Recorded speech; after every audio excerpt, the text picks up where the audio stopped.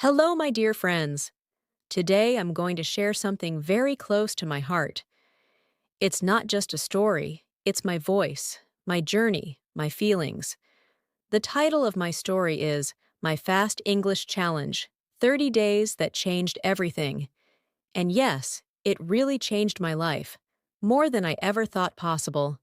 Before I begin, I just want to tell you please relax, take a breath, and just listen to me like I'm sitting beside you. This story is simple, easy to understand, and written in a way that everyone, yes, everyone, can follow along. No big words, no grammar rules, just me talking to you like a friend. This is not a list or tips or points. This is a story from my heart, and I'm going to share everything that happened. How I couldn't speak English well, even after learning it for years. How I challenged myself for just 30 days, and how that one challenge changed my confidence, my way of thinking, and my life. So now, let me take you into my world. My name is Emily, I'm 25 years old, and I live in a small town called Springfield, Illinois, here in the United States. Yes, I'm American, but English was always a struggle for me. I know people think that if you live in America, English must be easy for you, but for me, it wasn't. Let me tell you how it all started. My story begins with one embarrassing moment. I still remember that day. It was a Monday morning. I was sitting in my office at a customer service job in downtown Springfield. A customer called and started asking something in English, very fast. I froze. I didn't understand the accent, and I didn't know what to say. I stammered. I felt nervous. My hands were shaking. After the call, my manager looked at me and said gently, "Emily, you need to improve your speaking. You know the words, but you're not confident." I nodded. But inside, I was broken. I knew he was right. I had studied English in school. I had passed all my grammar exams. But when it came to speaking, especially with confidence, I failed. I always spoke slowly. I always translated from my thoughts. I always feared mistakes. That night, I came home, looked in the mirror, and said to myself, "Emily, this is it. No more fear, no more waiting. Let's do something crazy." I opened my journal and wrote just one line. My Fast English Challenge, 30 days. Speak every day, no excuse. That was it. No plan, just determination. And that's how my challenge started. Day one was terrible. I stood in front of my bathroom mirror, looked at myself, and said, "Hi, my name is Emily. I live in Springfield." Then I stopped. I forgot what to say next. I laughed nervously, but I didn't give up. I made a rule. Every day I would speak in English, out loud, for 30 minutes, to myself, to strangers, to friends, anyone. I also promised myself, I will not care about grammar. I will not care about mistakes. I will just speak. Day two, I went to a coffee shop. The girl at the counter smiled and asked, "Hey, what can I get for you today?" Usually I would say, "Just coffee." But that day, I smiled back and said, "Hi, can I please have a large cappuccino with extra foam? And, oh, do you have any chocolate muffins?" She said, "Sure." And we talked for 30 seconds. I was nervous, but I did it. I walked out of that shop like a queen. By day 5, I was already feeling stronger. I started talking to myself in the car. On my way to work, I would say things like, "Okay, Emily, today's going to be a great day. You're going to talk to one person in English. You're not afraid." People at stoplights probably thought I was crazy, but I didn't care. On day 7, something magical happened. I met a tourist couple from Germany outside a bookstore. They looked confused. I walked up and asked, "Do you need help?" They said, "Yes, we are looking for the Abraham Lincoln Museum." I gave them directions, talked to them for 5 full minutes, and even suggested a nice place to eat nearby. When they left, I was smiling so wide, not because I helped them, but because I helped myself. Week 2 was the hardest. I started doubting myself again. I was tired. Some people laughed at me when I made mistakes. One man said, "You live in the US and you still speak like that?" That night I cried. But then I remembered my promise. No excuses. So I got up, turned on my phone camera, and recorded myself. I talked about my day. I shared my feelings. I posted that video in a small Facebook group called Learn English Together. To my surprise, people loved it. They encouraged me. They said, "You are brave." They said, "Keep going." And that support gave me wings. Week 3 was amazing. I started learning phrases instead of words. Not just, "How are you?" but real-life things like, "Actually, I'm not sure, but I can find out." That makes sense. Could you please repeat that? I practiced every night. I copied the way native speakers talked in YouTube videos.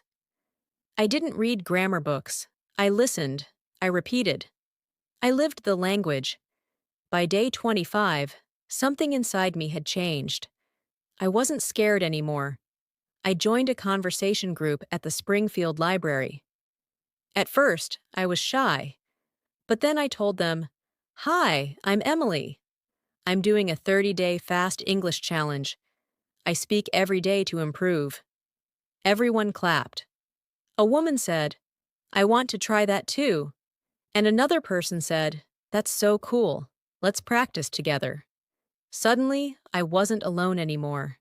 Day 30, the final day. I looked back at my first video and cried. I had come so far, from fear to freedom, from silence to speaking. I went live on Facebook and said, "Hello, my dear friends. Today is day 30. This challenge changed my life. I'm not perfect, but I'm proud." And you know what? Over 500 people watched it. Some even messaged me, "Emily, you inspired me to start speaking. Emily, can you help me?" That day, I didn't just finish a challenge. I found my passion. And that's not the end of my story, just the beginning. After day 30, I woke up every morning excited to speak. One sunny Saturday, I decided to take a day trip to Chicago. I boarded the Amtrak train in Springfield with a backpack, my phone, and a heart full of anticipation. As soon as I stepped onto the platform at Union Station, I felt a little flutter. My first solo adventure using English every step of the way. At the ticket kiosk, I greeted the attendant. "Good morning. Can I get a one-way ticket to Millennium Park, please?" He smiled and answered clearly, and I replied, "Thank you so much. Could you tell me which exit I should take?" He pointed right, and I walked away thinking, "Wow, I just asked for directions in English, and I understood the answer." In Millennium Park, I stopped by a street musician playing the violin. I said, "Your music is beautiful. What inspired you to choose the violin?" He paused, looked surprised that someone would ask in full sentences, and then told me his story, how he moved from New York to Chicago to follow his dream. I listened, asked questions like, "How long have you been playing?" and "Where can I see you perform again?" Those little exchanges felt like magic, language connecting two people instantly. Later, I found a cafe overlooking Lake Michigan. I sat by the window, sipped my latte, and opened the notebook I'd carried since day 1. I began writing in English. My thoughts, observations, the names of things I saw. The Ferris wheel at Navy Pier, the shimmering water, the faces of travelers around me. Writing and speaking had become inseparable. One fueled the other. When I returned to Springfield that evening, I felt transformed. Friends at work noticed too. My manager said, "Emily, your confidence has skyrocketed. Would you like to lead our next customer workshop? I almost dropped my coffee. Me, leading a workshop? I took a deep breath and said, yes, I'd love to. A few days later, I stood in a conference room with 20 attendees, guiding them through a product demo in English. I watched their nods, heard their laughter at my light jokes, and I realized I wasn't just speaking. I was leading, connecting, inspiring. That fall, I co-founded a small meetup group called Springfield English Exchange. Every Thursday evening, people came. Students, retirees, immigrants, travelers, all eager to practice English in a friendly circle. I facilitated discussions with prompts like, describe your favorite childhood memory, or share one goal you have for next year. We laughed at mistakes, celebrated new vocabulary, and by the end of each session, I looked at the group and thought, this is exactly why I started my challenge. A year after day one, I got an email from a nonprofit in Chicago inviting me to speak about my 30-day fast English challenge at their annual language summit. I prepared slides, practiced transitions, and the night before, I recorded myself explaining each point out loud, just like back in day one. On the big day, under the bright stage lights, I began. Hello, my dear friends. I'm Emily from Springfield. 30 days ago, I couldn't even order a coffee confidently. Today, I'm here to share how you can transform your English in just 1 month. The audience leaned in. They listened. They clapped. And in that moment, I felt an overwhelming gratitude for every stumble and every triumph of those 30 days. Now, whenever I meet someone struggling to speak, I don't hand them a textbook. I share my story. I say, promise me, speak for 30 days. Talk to yourself, talk to strangers, and don't be afraid of mistakes. You'll surprise yourself. Because I was surprised by my own voice, my own courage, and how a simple promise changed not only my English, but my entire life. And you know what's funny, my dear friends? After everything I went through, the shy beginnings, the nervous practice, the self-doubt, I started loving my mistakes. Yes, really. I began to see them as stepping stones, not roadblocks. Every time I said something wrong, I would smile and think, great! I just learned something new. That mindset, that gentle and kind attitude toward myself, was one of the biggest lessons in the entire 30-day challenge. A few months after my speech at the Language Summit, I got a message from a girl named Lily. She was from New Jersey and wrote, Hi Emily, I saw your video. I've been scared to speak English for 3 years, but your story gave me hope. I started my own 30-day challenge yesterday. Thank you for being real. When I read her message, I cried a little. Happy tears. Because that's why I told my story. To remind someone like Lily that she's not alone. From then on, I started recording small videos every week on my phone. Nothing fancy. Just me talking while sitting at my kitchen table or walking in the park. I would say things like, Hey friends, today I made a mistake at the grocery store. I said cucumber, but meant zucchini, and the cashier laughed. But guess what? I laughed too, and I still got my vegetables. And people loved it. They said, Emily, your stories make English feel possible. That was my goal. Not to teach perfect grammar, not to show off big words, but to show that English is just communication. It's how we share, how we connect, how we live. One afternoon, I was sitting in a coffee shop downtown when an older man sat near me. He looked tired and quiet, and something told me to say hello. Hi, I said gently. Do you live around here? He looked up, surprised, and smiled. Yes, I do. I'm John. We started talking. He was a retired teacher, and we ended up chatting for an hour about books, the weather, and his dog. When I told him I used to be too scared to speak English, he said, "Really?" I would have never guessed. And in that moment, I realized I had become fluent not just in English, but in connection. I could talk to anyone now, not because I knew every word, but because I wasn't afraid to try. I wasn't afraid to be myself.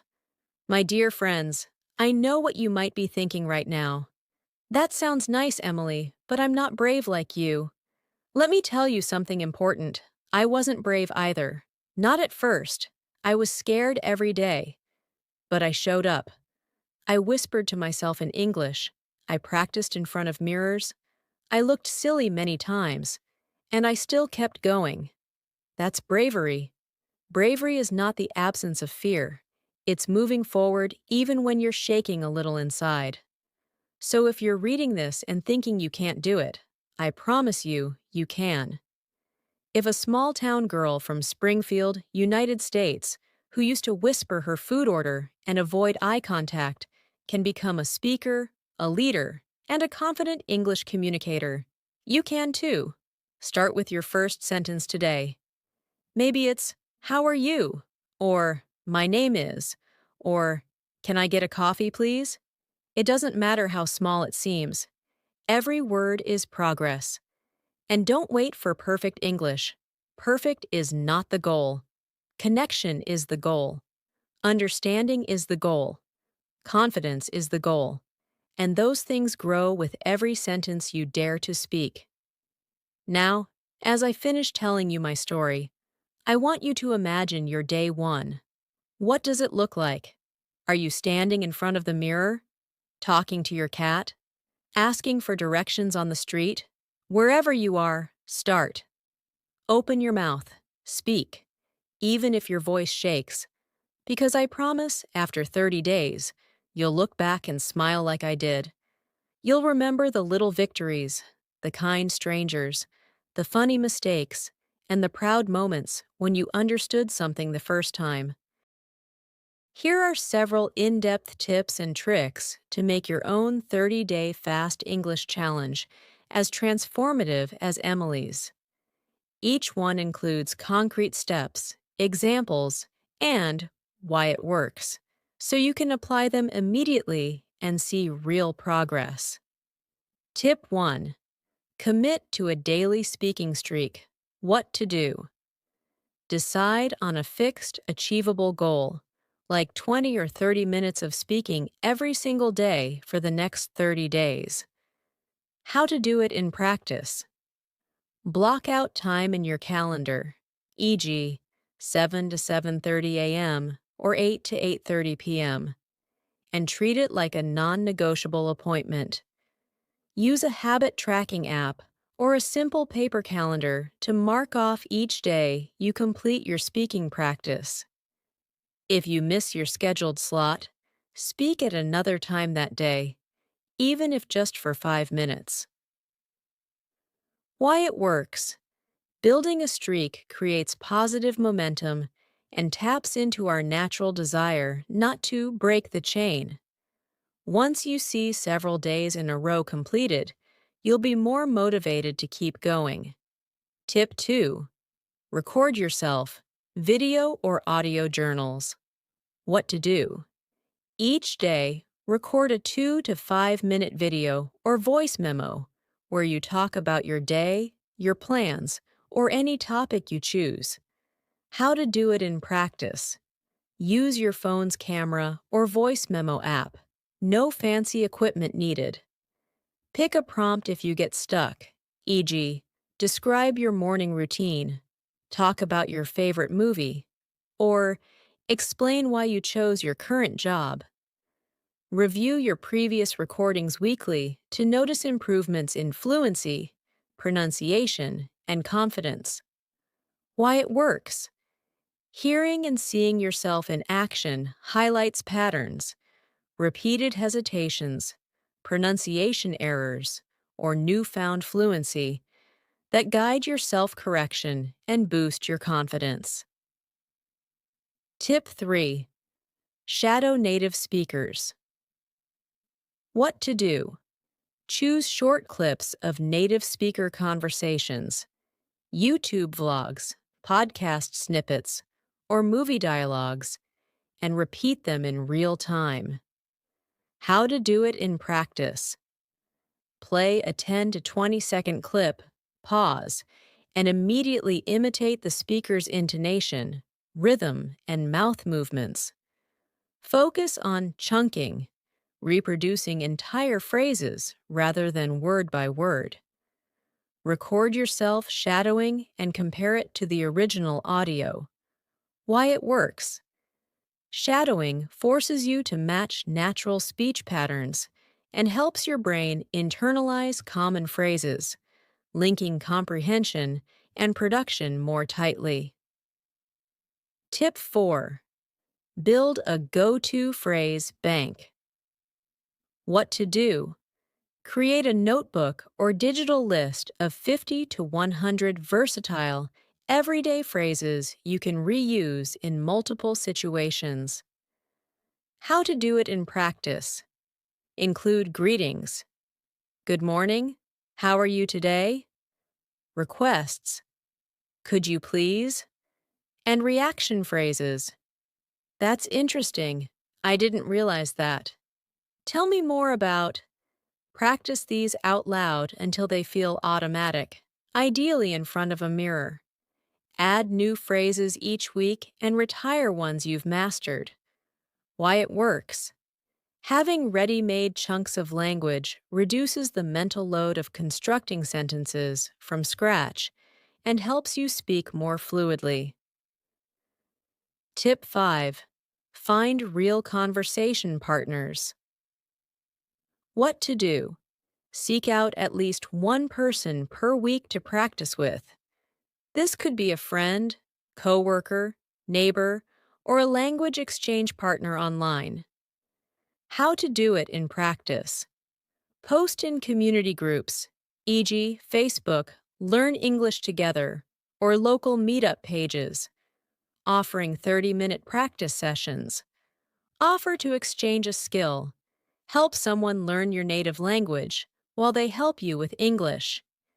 If in-person meetups aren't possible, schedule video calls via Zoom, Skype, or WhatsApp. Why it works. Real humans react unpredictably, forcing you to think on your feet, ask for clarification, and adapt your language in real time. Crucial skills for true communicative competence. Tip 6. Integrate English into daily life. What to do. Surround yourself with English in simple, passive ways throughout your day. How to do it in practice. Change your phone or computer interface to English. Label everyday objects at home, door, microwave, sofa, with sticky notes. Switch on English subtitles when you watch movies or series. Listen to English music or podcasts during your commute. Why it works. Immersion, even in small doses, reinforces vocabulary and structures without the pressure of practice time, making English a natural part of your world. Tip 7. Embrace and analyze mistakes. What to do. Instead of hiding or fearing errors, deliberately note them, laugh at them, and learn from them. How to do it in practice. Keep a mistake log. Write down each new error, e.g., wrong preposition, mispronounced word, along with the correct version. At the end of each week, review your log and practice the corrected forms out loud. Share a funny oops moment with your practice partner or in your video journal to normalize making mistakes. Why it works. Mistakes are data. By tracking and analyzing them, you turn each slip into a learning opportunity, and by laughing them off, you remove the emotional barrier that fear creates. Tip 8. Use mini challenges. What to do. Break your 30-day goal into smaller, themed micro-challenges to keep your motivation high. How to do it in practice. Days 1 through 7. Mirror motivation. Speak only to yourself in the mirror. Days 8 to 14. Coffee shop conversations. Speak to at least one barista or cashier each day. Days 15 to 21. Video vlogs. Post a daily 1-minute clip online. Days 22 to 30. Community connection. Join at least 2 group meetups or forums. Why it works. Variety keeps your brain engaged. Each mini challenge has a clear focus, making the overall 30 days feel more manageable and purpose-driven. Tip 9. Track and celebrate progress. What to do? Regularly record and reflect on your improvements and reward yourself for milestones. How to do it in practice. Re-record the same prompt every 5 days, e.g., describe your favorite hobby. Compare day 1 to day 6, day 11, and so on. When you notice a clear improvement, faster flow, fewer pauses, better pronunciation, treat yourself. Favorite snack, movie night, new notebook. Why it works. Tangible evidence of progress fuels motivation. Celebrating small wins makes the hard work feel worthwhile and keeps your morale high. Tip 10. Make it fun. Gamify your practice. What to do? Turn your speaking challenge into a game with points, levels, and rewards. How to do it in practice. Assign points for different activities, e.g., 5 points for every minute recorded, 10 points for each conversation partner, 20 points for sharing a video publicly. Set levels: beginner 100 points, intermediate 300 points, advanced 600 points, and choose rewards for each level. Use a simple spreadsheet or a habit tracker app that supports scoring. Why it works. Gamification taps into our natural love of play and achievement. When practice feels like fun instead of a chore, you'll stick with it longer and enjoy the journey. Tip 11. Leverage voice-enabled assistants. What to do? Use smart speakers or phone assistants, e.g., Siri, Alexa, Google Assistant, to practice real-world commands and questions. How to do it in practice. Ask your assistant to set timers. Hey Siri, set a timer for 5 minutes. Or check the weather. Okay, Google, what's the forecast for tomorrow? Give it increasingly complex requests. Alexa, add buy coffee beans to my shopping list. Or, Siri, remind me to call Mom at 6 p.m. When it misunderstands you, repeat your phrase slowly, note what changed, and try again. Why it works. These assistants demand clear pronunciation and natural phrasing, forcing you to articulate distinctly and adapt your speech until you're understood builds both clarity and confidence. Tip 12. Practice with minimal pairs for pronunciation. What to do? Focus on pairs of words that differ by only one sound, e.g., ship versus sheep, bat versus bet, to sharpen your ear and mouth for tricky English phonemes. How to do it in practice. Make a list of 10 to 15 minimal pair sets online or from a pronunciation guide. Say each pair out loud slowly, exaggerating the differing sounds. Record yourself pronouncing both words, then listen back, comparing your version to a native speaker's audio. YouTube pronunciation videos work well. Why it works. English has many subtle sound distinctions. Training on minimal pairs builds muscle memory in your mouth and refines your ability to hear and reproduce those distinctions in everyday conversation. Tip 13. Engage in role-play scenarios. What to do. Simulate real-life situations, like job interviews, doctor visits, or restaurant orders, with a friend or tutor, adopting different characters and roles. How to do it in practice. Choose a scenario, e.g., you're the customer, I'm the waiter. Write a short script of typical dialogue, then improvise variations once you're comfortable. Switch roles to practice both asking and answering, and focus on natural responses rather than memorized lines. Why it works. Role play immerses you in practical contexts, forcing you to think on your feet, anticipate questions, and adapt language spontaneously, exactly what real conversations demand. Tip 14. Create an English-only zone. What to do. Designate certain times or places, like your bedroom, car, or kitchen, as English-only zones where you speak, think, and even dream in English. How to do it in practice. Put a visible reminder, sticky note or sign that reads English only in the chosen area.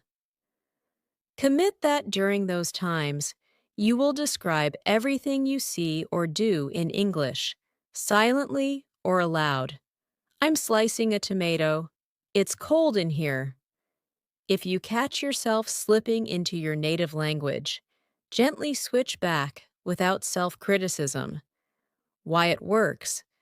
Total immersion, even in small doses, trains your brain to default to English and strengthens your ability to think directly in the language rather than translating.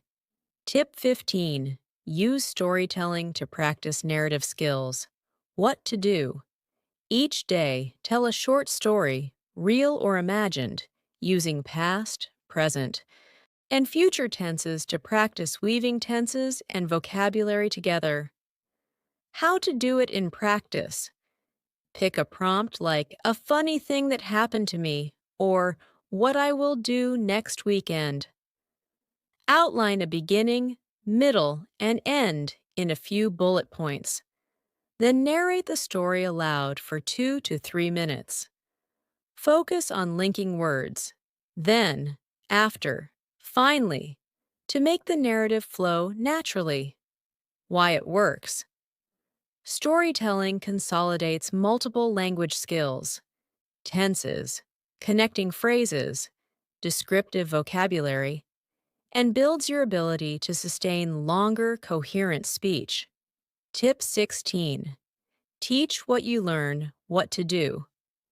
After mastering a new phrase or grammar point, explain it to someone else, real or imaginary, as though you're the teacher.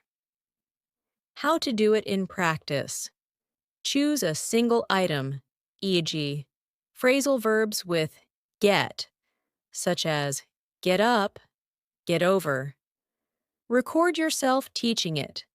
Define the meaning, give 3 example sentences, and quiz your students.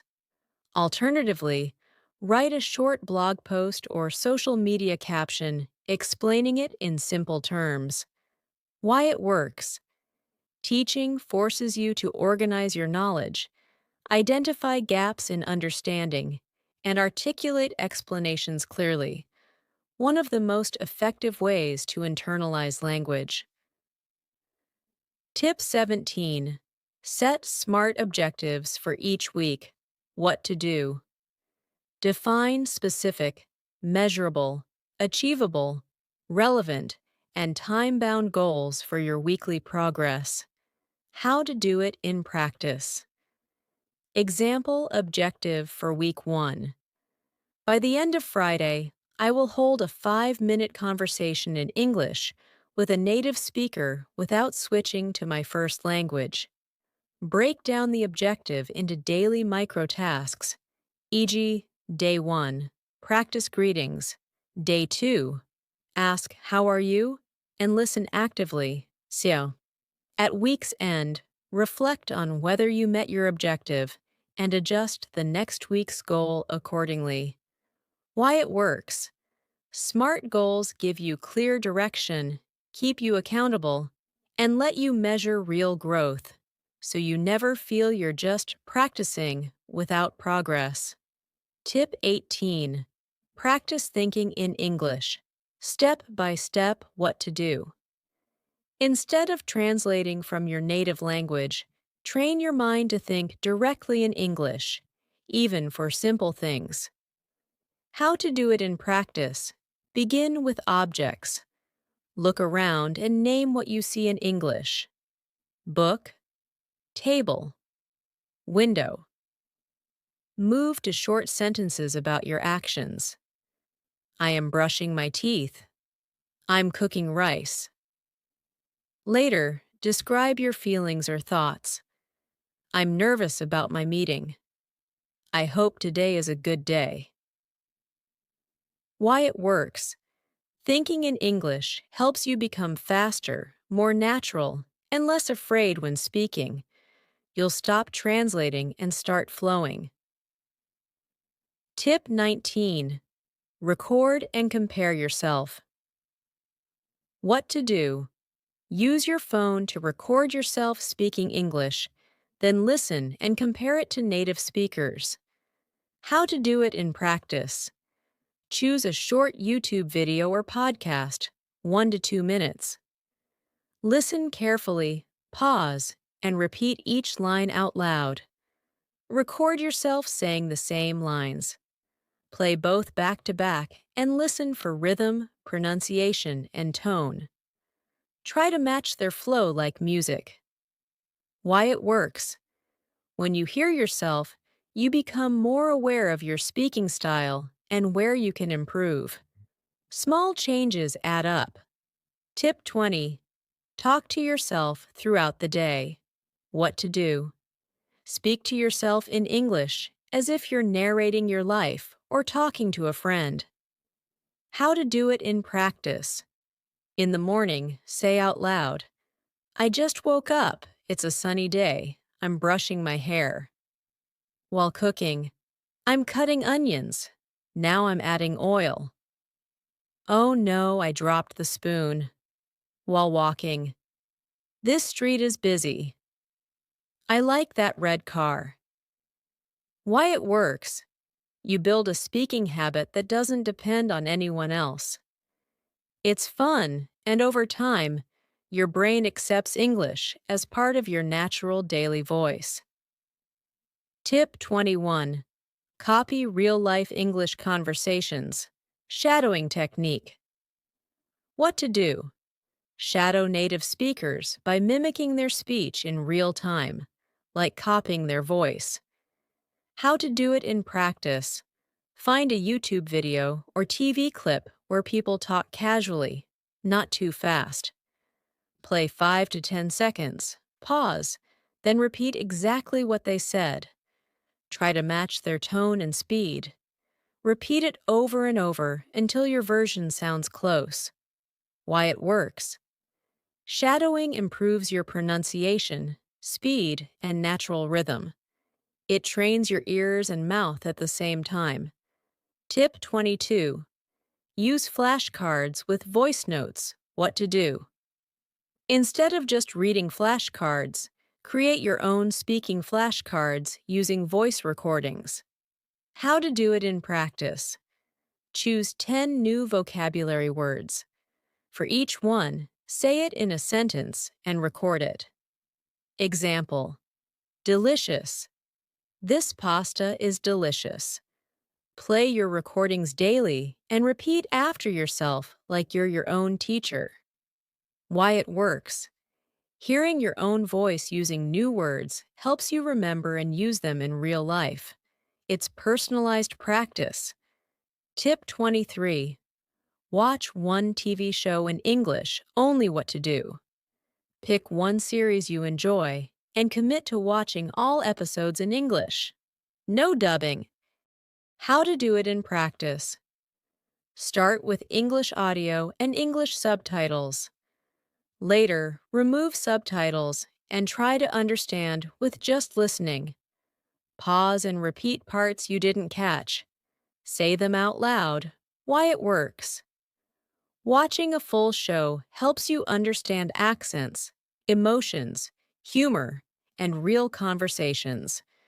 You'll feel closer to natural English. Tip 24. Use English for texting or social media. What to do? Change your habit of texting in your own language. Start texting friends in English, even if just a few lines a day.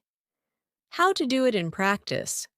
Write "Good morning" instead of your usual greeting.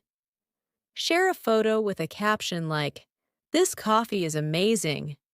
Comment on posts in English. "Nice dress," or "Congratulations." Why it works.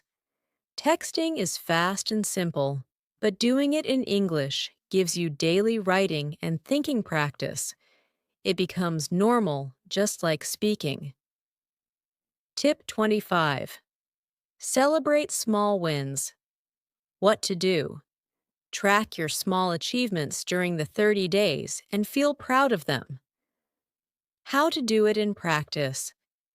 Keep a notebook or phone diary. Day 5. I spoke to my friend in English for 3 minutes. Reflect on how you feel. I was nervous, but I did it. At the end of each week, review your progress and reward yourself. A treat, a smile, a dance. Why it works. Motivation grows when you see progress. Small wins show you that you're improving, even if it's slow. Every word you speak adds up. Final encouragement. Dear friend, learning to speak English fast in 30 days is not about becoming perfect. It's about creating momentum. These tips are not magic, but if you use them daily, even just a little, you'll feel the difference. You'll feel more confident, more fluent, and more connected. And remember what the girl said in the story. In the beginning, I was afraid to open my mouth. But now, English feels like a part of me. It happened because I didn't stop. I just kept going. You can do it too. Let every day of your journey be a step forward. If you'd like, I can also help you build a 30-day English practice calendar based on these tips. Just say the word. Months passed, and my life kept unfolding in ways I never imagined. One crisp Saturday morning, I arrived at Springfield High School to volunteer as a language partner for exchange students. I greeted each newcomer with a warm smile. "Hi, welcome. How are you settling in?" Some were shy at first, but by the end of our hour together, they were laughing and sharing stories about their hometowns in Spain, China, and Brazil. Watching them relax reminded me how far I'd come and how powerful a few friendly words can be. Not long after, I received an invitation to speak for a local magazine called Heartland Voices.